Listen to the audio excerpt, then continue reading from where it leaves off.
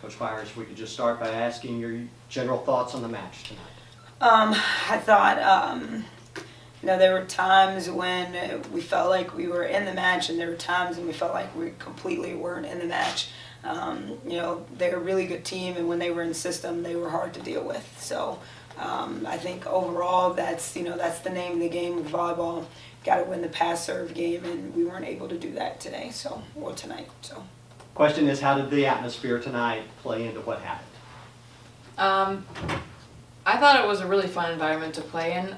The noise definitely is a little bit distracting, but I don't know, at the end of the day you can tune it out and just play.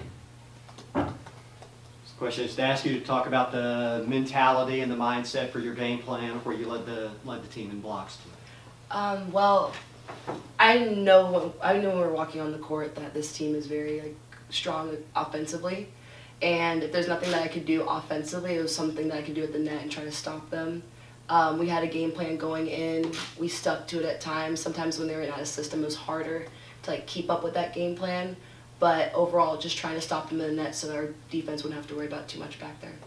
Question pertains to the mentality and the mindset and leading all players with 15 kills tonight. I was trying to be as aggressive as possible. They got big players, so I got forehands in front of me most of the time. I just tried to tool as much as possible, and if I had a split, swing as hard as possible. So. Just describe, I guess, the challenge of their offense. Pretty versatile and pretty balanced scoring tonight.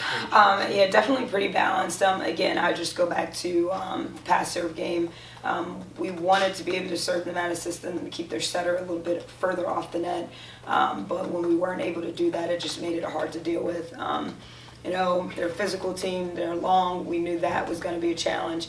We knew going in they were going to be able to bounce some balls, and we were just going to have to move on, from that. But overall, I thought for the most part, in certain parts of the game, our kids were able to get their hands on some balls, we were able to dig some balls. It just wasn't enough to be able to win the match. So, with most of your players returning, does this help experience going forward?